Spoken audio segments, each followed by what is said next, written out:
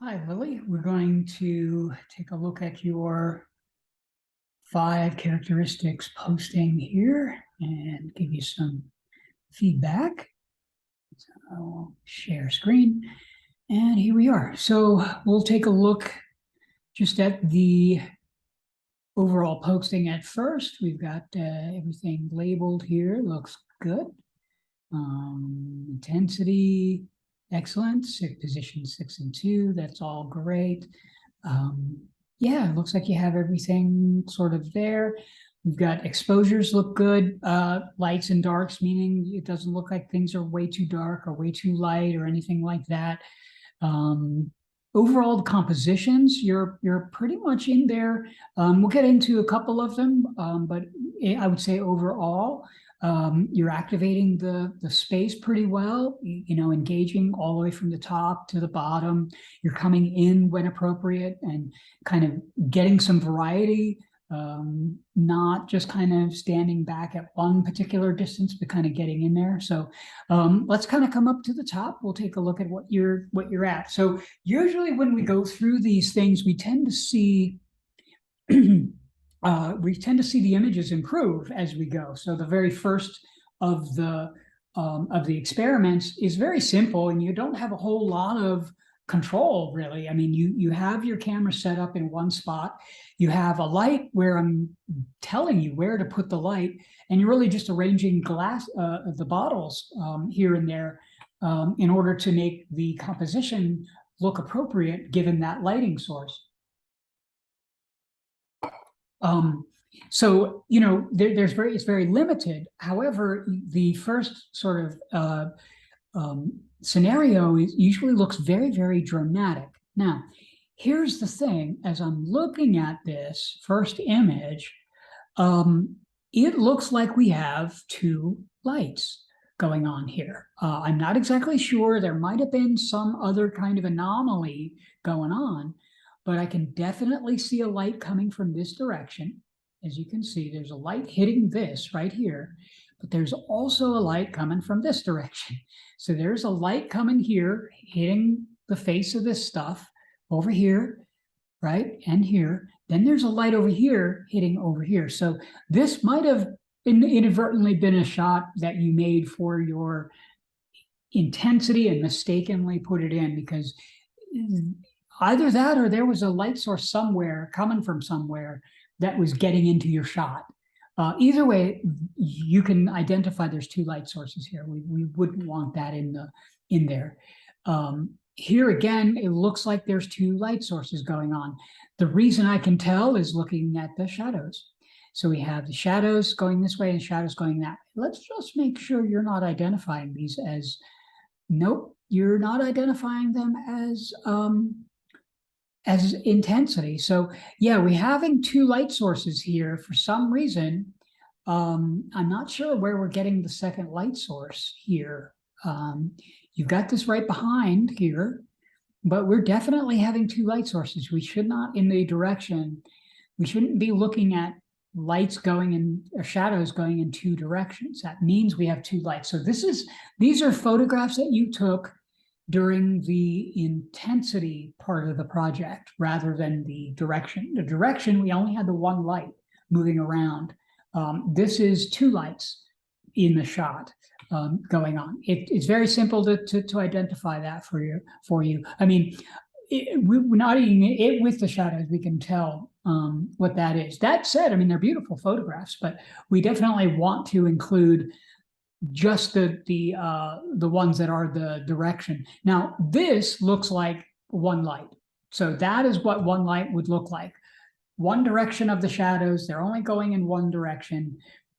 This looks like 1 light, right? You can see where the light is. So that's a 1 light. These are very interesting images, by the way. You've got this really sort of monolithic kind of looking photograph here.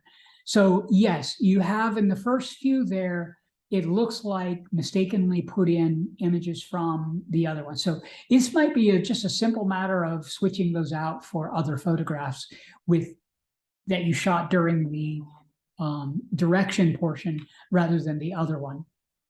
Composition wise, though, you're activating the space really well. This is excellent stuff using shadows, the repetition of the shadows, the patterns that are being formed here. This is all really, really good stuff. And if you're doing it just instinctually, that's even better, where you don't have to be told to do a thing. You're just kind of doing it anyway.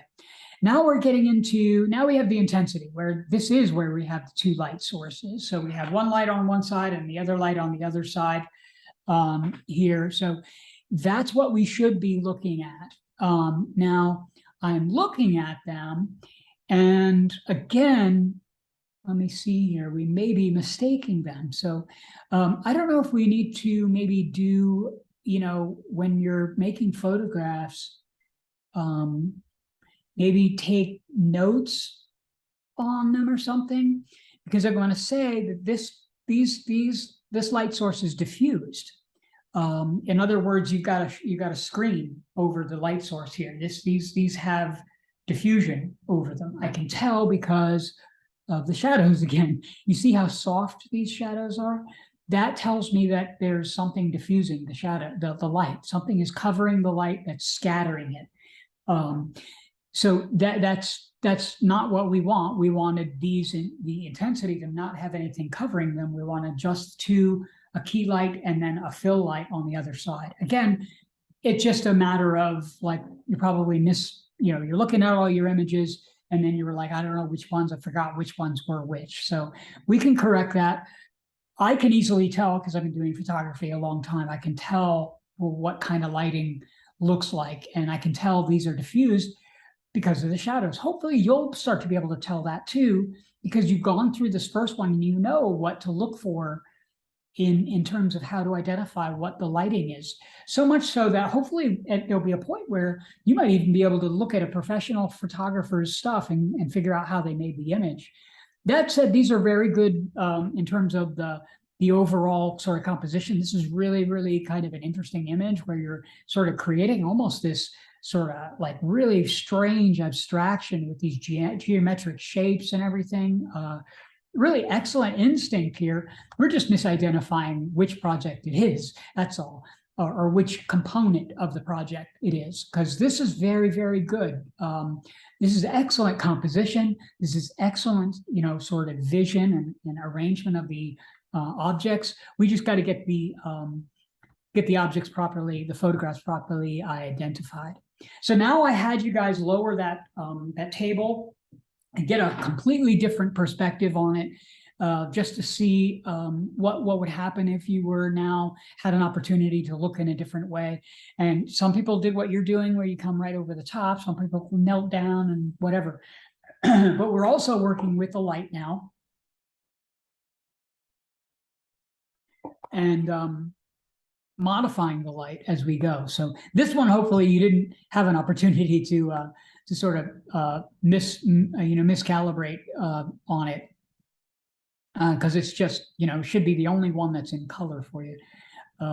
This is again a good job of arranging elements. This is kind of interesting. You're creating almost a pattern. I think you actually would have improved if you even just kind of really came in on it and allowed those edges over here and over here to have been cut off, and you would have been starting to create shapes in here. I think that would have improved this one. It would have made it feel a little less like an object floating in the middle of this space, and really sort of activated. It actually would have felt more energy going on to it there. Again, and then you kind of change your perspective, kind of lowered yourself down, and you're exploring around it. That's what's kind of cool about photography, is you can have one still life, you make a number of different compositions out of that single component. Photography is more about exploring a space than it is about rearranging objects, really. When I'm working, I'm usually I'll set up a scenario and then I'll explore it for quite a while, and then I'll kind of break it down and throw some other things together and then explore that for a while. Here now we're kind of coming down. You calibrated things perfectly on this one, and then we start to throw it off again, kind of miscalibrate and move aside. So you're doing, again, it's a very good job of organizing the space and using the entire picture plane We went vertical on this, which is, I think, one of the only verticals you have. Maybe you have a couple of others here, but take care to be consistent, particular in these. I want you to really practice one or the other, because it's a completely different mindset really in photography when we turn that around. It's maybe, well, it is composition, only any kind of composition that you're using when you go from vertical.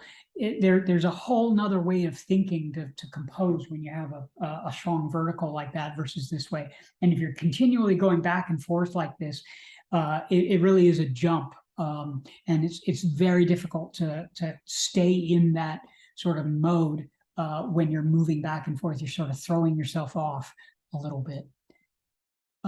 Good, coming right in, you get the shallow depth of field, which is what we're exploring now, but you're inadvertently getting it anyway. You're seeing what the varying color tones can do for you. Now we're back to the bottles and vessels. A lot of students like did the bones right there, and then we're like, nope, I'm not going to do the bones. They went right back to the geometric shapes, and that's you start to identify some of the things where you're more and more comfortable with it. So here, this should be the contrast. Let's see, you identified contrast on this one. Let's see. Yeah, you're calling it contrast. So, so here's where we're recycling the light. You got the main light source and you got the card, and you can see the main difference here is the intensity of that reflection here, because you're gathering the light that's kind of passed by and redirecting it back in the scene. It's going to give you a much more sophisticated illumination over there because you're using the same light. It's never going to compete with the key light, the main light source. So you're not going to ever have a problem where they don't feel like they're balanced. They're competing with each other. This kind of stuff, the shapes that are happening, the interactions, it's all very good. I mean, I think you've got really good instincts here when you're making these images. Now here you're kind of, these are pretty close to the same photographs, this one and this one. In the future, I would maybe choose which one you're going to do and only use that one, and then, not post the other one. Which one is the better image? Ask yourself. And then you're like, well, I won't put this one in because maybe this one's better, or maybe you like this one better and you're not putting this one in. Choose one or the other when they're that close to one another. Again, this becomes an arrangement, but what you do is you kind of put these together and then you move around quite a bit and start making images here, there, and everywhere. Here, what are you making an image of? What are you really looking at? Are you looking at that monogram there, perhaps, that kind of thing? You're very good at kind of, I think, you seem intuitive about using shape and kind of carving up the space. I don't know if you're really interested in graphic design or illustration, that kind of thing. But, graphic designers would really like this kind of photography because they can then use this kind of image to then include type and they can incorporate it into a design layout much better than if someone had it sort of filled up with lots of elements, no negative space left for them to use. So now we'll get into the last of them, which is the hardness. And that had to do with diffusing the light source, which is what I was identifying before, where I could see that the shadows were very soft. And again, I can see the shadows are very soft here. So that's telling me, yeah, this is diffused light. When you put something over it, it's going to scatter the light. It doesn't have to necessarily be like a cloth. You can even put things that are sort of like, a tree limb over it. It's going to scatter the light in a certain way. You have kind of almost like a mixture of diffusion and hardness going on in that case. But here you're really just exploring the variety of different hardnesses on the shadows and getting to know what those different hardnesses give you visually and how they contribute to the emotive quality of your photographs. Notice I keep coming back to emotive quality of the photographs, how an image can render an emotion in the viewer, how you want the viewer to feel about what you're showing them. Photography connects with us very specifically because it's close to the way that we see. And so we have an opportunity to sort of touch the viewer's emotions in a way that the other images can't, like, drawing and painting. Now, drawing and painting and others, they have their own unique way of engaging the viewer and getting to their emotive qualities. But photography has its own way because it's so connected to the way we see, because it's some kind of art form that we use every day and all the time. There's an opportunity to really sort of relate to people, and that's both a good thing and a bad thing, because on the one hand, photography is something that people take for granted, but at the same time, we know it so well that we can become comfortable with abstraction in photography, and become comfortable with sort of sitting with an image rather than sitting with a painting that might make us feel a little bit alienated. We're not really engaged with painting the way we are with photography every day. So that's basically what I have for you.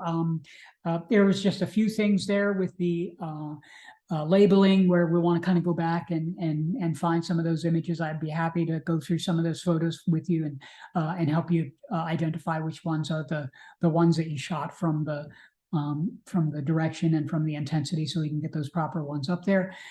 It'll be easy for you to resubmit, and what I'll do is I'll combine both grades together once you have those, and I don't see any problem.